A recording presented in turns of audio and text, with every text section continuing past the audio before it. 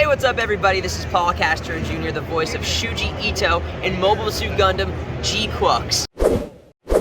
The Gundam is saying, it's time to fight. And I'm here with Irvin. You're watching Pencil Knights. Enjoy, guys.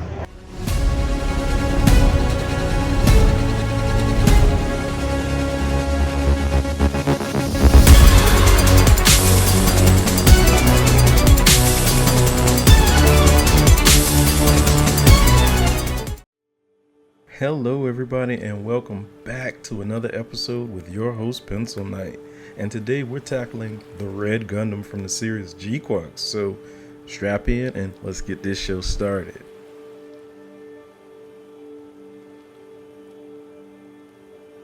My goal for this build is to create a system where the bits can connect to the Red Gundam and illuminate properly, but to do that we need a special type of connection because our usual micro connectors just won't cut it. Reason being is because the connection ports for the Red Gundam are just too small to accommodate it, so we're going to use even smaller connectors to get the job done. As you can see, with these connectors, we're going to have to make some modifications first. We're going to strip away the white casing that covers both the female and male connection and take the actual connectors themselves and use those for our connection for the Red Gundam and the bits.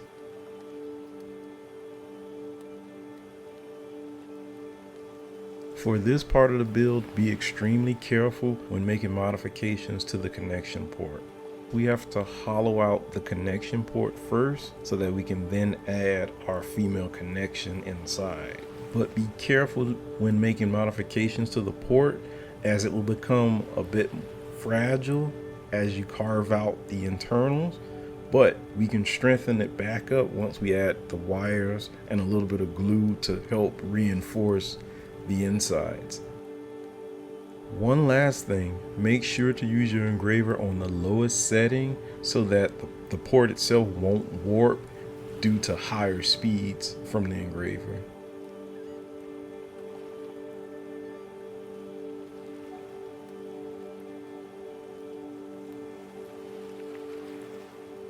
Now that we have our negative connector installed, we're going to go ahead and add our positive, and to do this we're going to use the piping system on the connector as our lead point where we want to install the positive connector.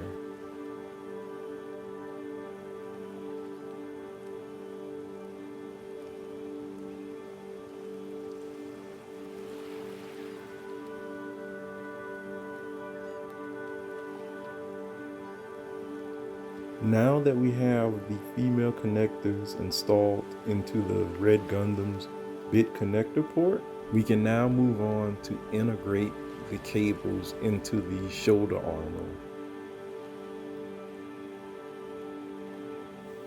Next, we're going to go ahead and drill 2 holes into the shoulders to accommodate the positive and negative wires from the shoulder bit connection.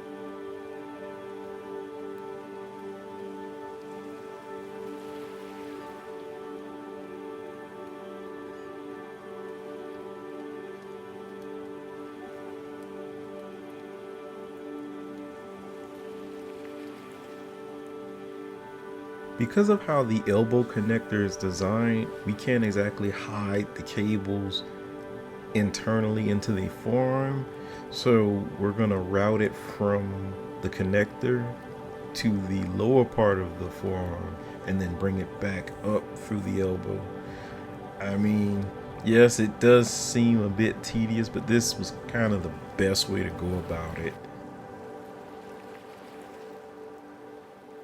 At the very least, we can use some heat shrink to hide the red and black nature of the cables so that it'll look like it's piping that actually belongs to the Gundam itself rather than additional add-on parts.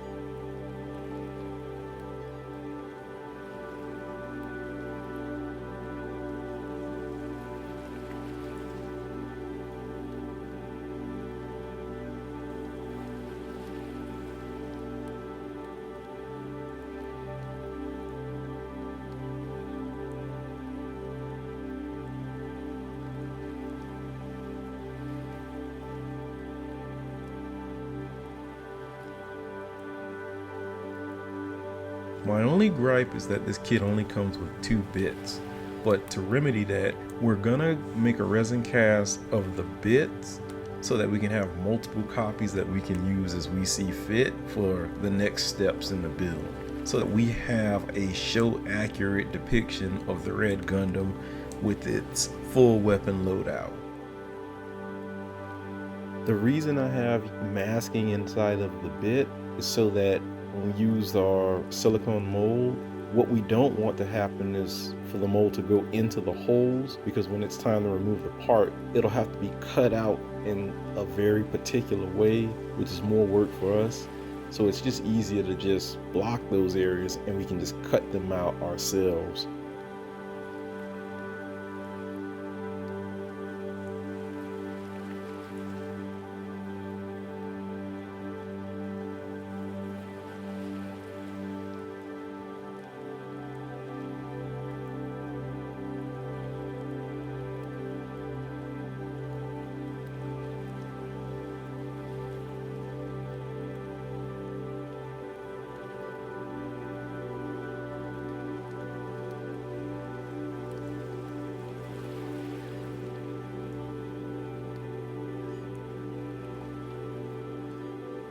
I know the parts look a little messy, but with a little love and care, we can clean them up, paint them, and have them presentable the way we need them going forward for the rest of the build.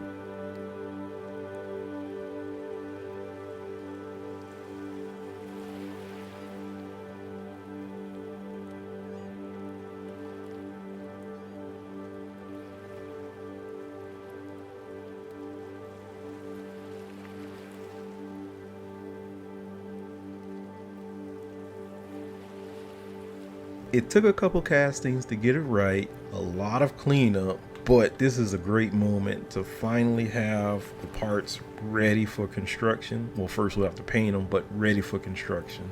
I mean, this was a great moment. Now it's time to begin making modifications to the bits so that we can install our electrical work to work properly with the connection ports on the main body of the Red Gundam.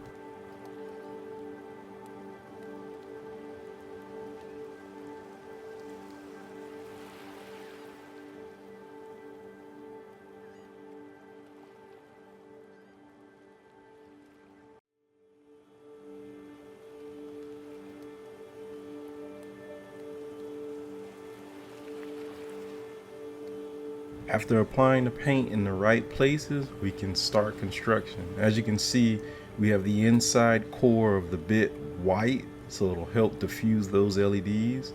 And it's also hollowed out so that we have optimum space. For the gun barrel, we're going to leave the very end connection point transparent, because that's where we're going to install our LED so that it'll shine through the very opposite end of the barrel. For the remaining parts, all we're going to do is just do some light modifications so that we can have our cables be able to work their way through the entire bit and connect properly.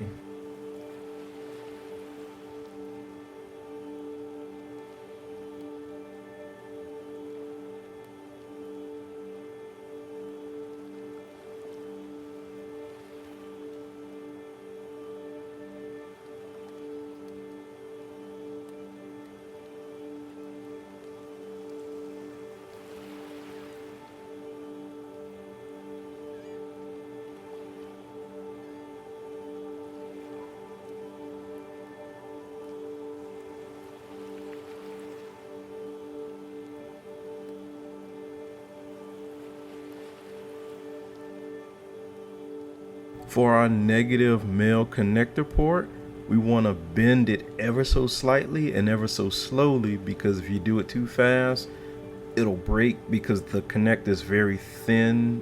What's the word I want to say?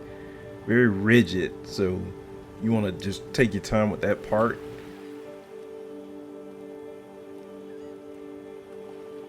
So that the connectors align properly, you want to connect the connectors first to the arm ports of the Red Gundam, and then we're going to slowly bring the bit housing around the cable onto the bit connection Once we have it in that spot, then we're going to go ahead and use UV resin.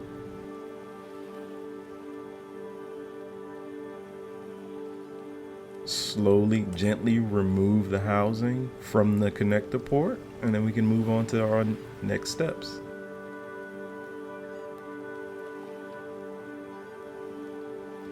You will repeat this process, only this time with the positive connector. First, we'll go ahead and connect the connector to the arm, and then we'll bring the wire through the bit housing and align it properly. You want to make sure the male positive connector is making contact with the female positive connector. Once you have that established, you can go ahead and grab that UV resin and cement the connector in place. After that, we can remove the bit housing, and now we have our negative and positive connectors aligned properly.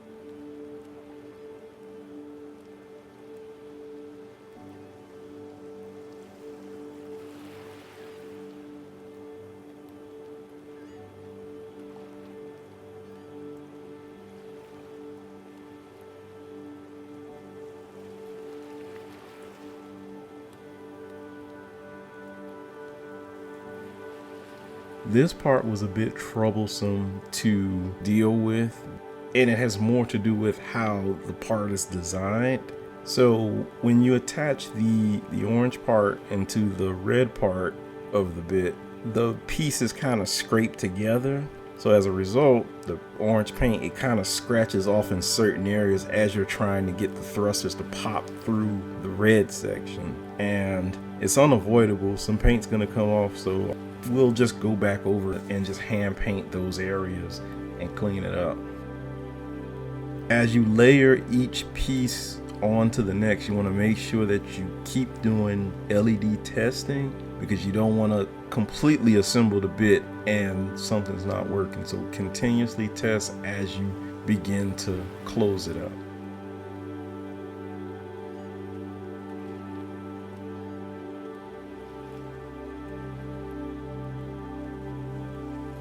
Now that we have our first bit assembled and ready to go, we're going to go ahead and repeat this process 5 more times. Yes, I know it sucks, but the payoff is just great once you have all 6 bits assembled.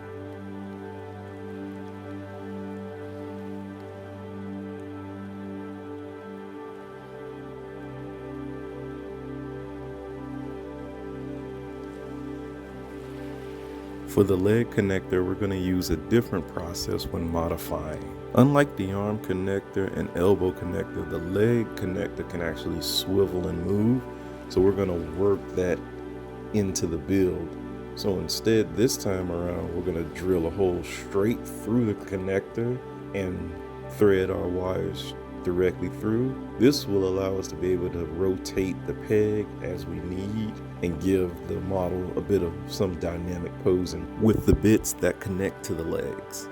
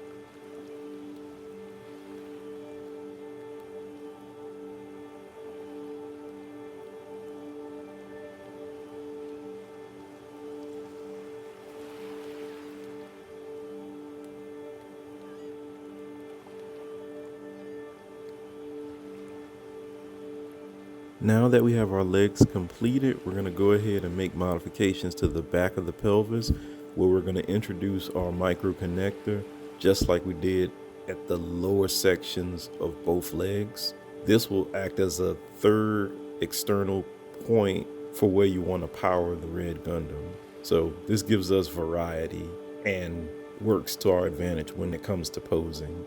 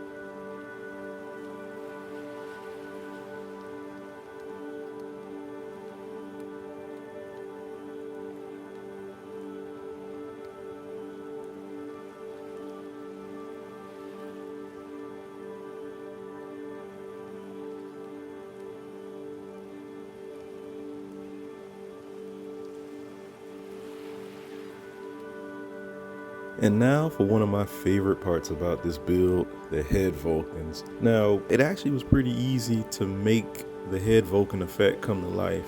All we really have to do is just make a few modifications to the red section of the helmet, where we're gonna introduce our LEDs, and then we're gonna take and thread those two LEDs down through the neck, and we're gonna connect it into the backpack with a flicker circuit so that we can have that rapid fire effect that we're trying to replicate.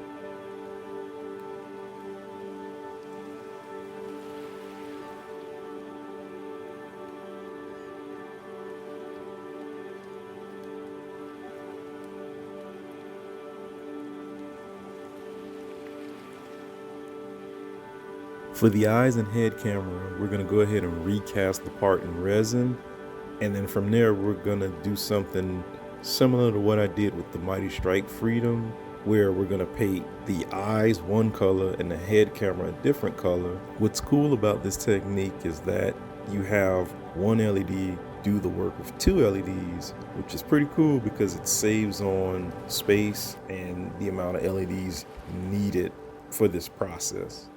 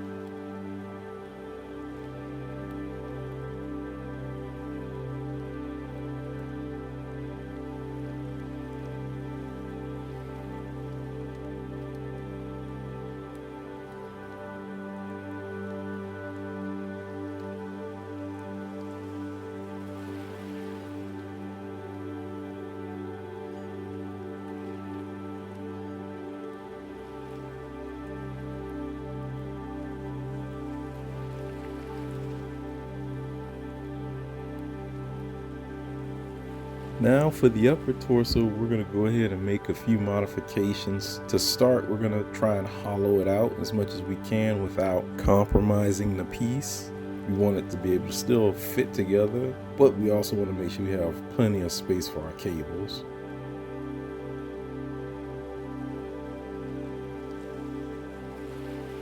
For the arm and torso connection, we're going to make a small hole right above the socket on the torso where the arm meets and connects together. And with that hole, that's where we're going to thread our cables and bring them into the main body for when it's time to connect all our cables together.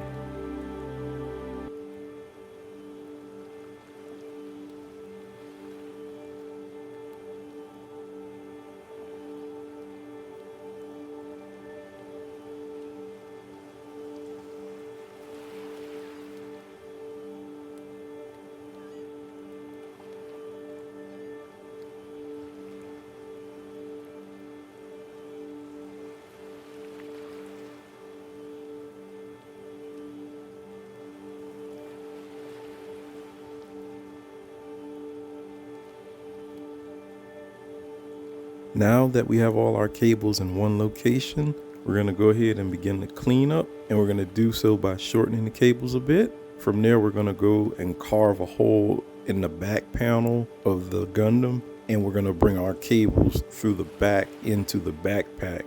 And inside of the backpack is where all of the important connections are going to take place.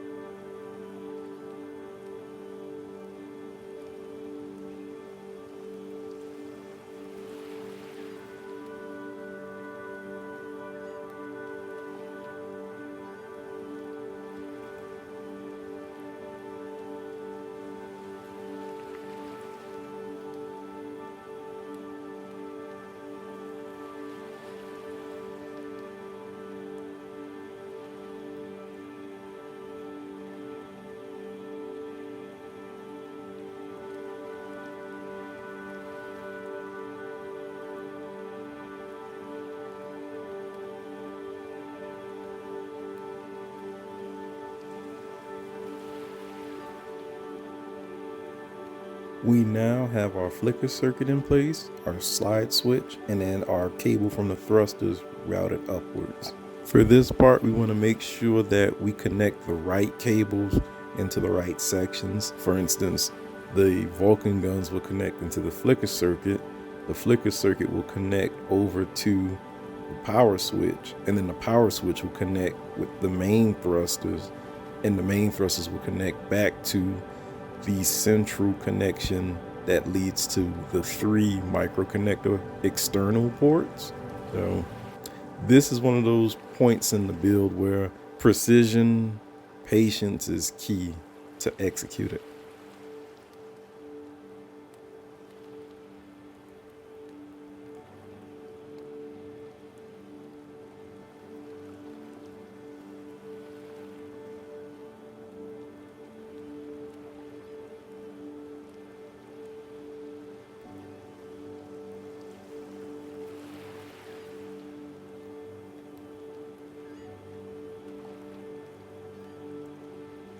At the beginning of this build, I had no intentions of adding LEDs to the Gundam hammer at first, but when you look at how much empty space is inside of it, The question then becomes, why not?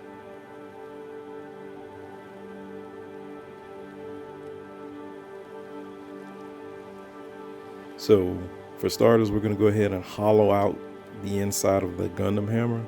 We won't get rid of all of the pegs, just hollow out the ones we don't need so that we can have as much space for the cables and the internal battery that we're going to use.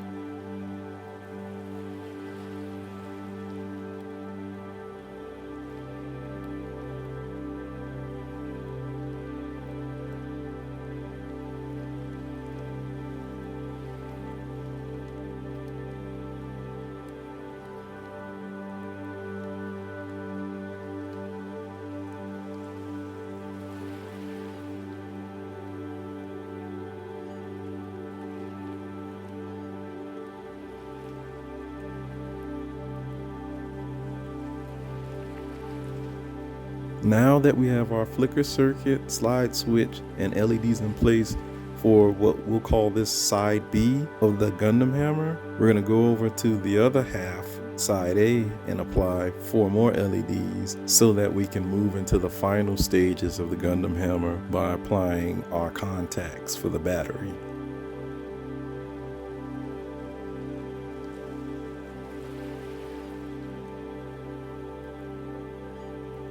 When creating the copper contacts for the internal battery that we're going to use, make sure, and I can't stress this enough, make sure that your contacts stay in place on the top and bottom of the battery. Do not allow the contact to hit the battery at the side, because if you do, the LEDs won't work. But the scary part is the battery will begin to heat up inside of the hammer. And I think we all know what could possibly happen. The mace may catch fire, which we don't want that to happen. It's happened to me once, just the battery getting hot, but I was able to catch it in time. And well, it was mainly during testing, but I was able to catch it in time and fix it. And now the contacts sit perfectly below and atop of the battery.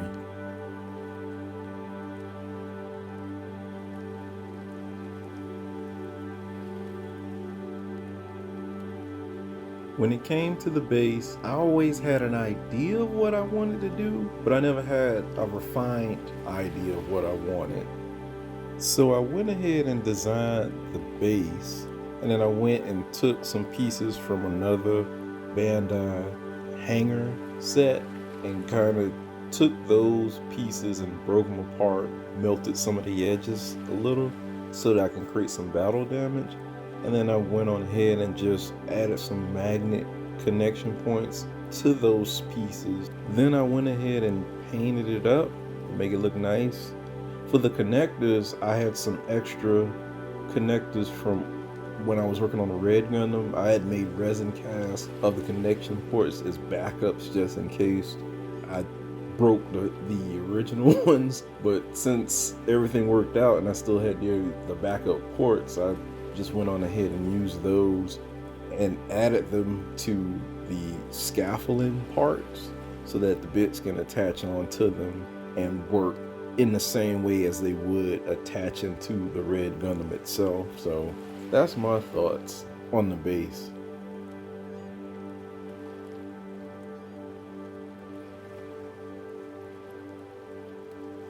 Thank you, everybody, and that about wraps up the custom build of the HG Red Gundam from GQuuuuuuX.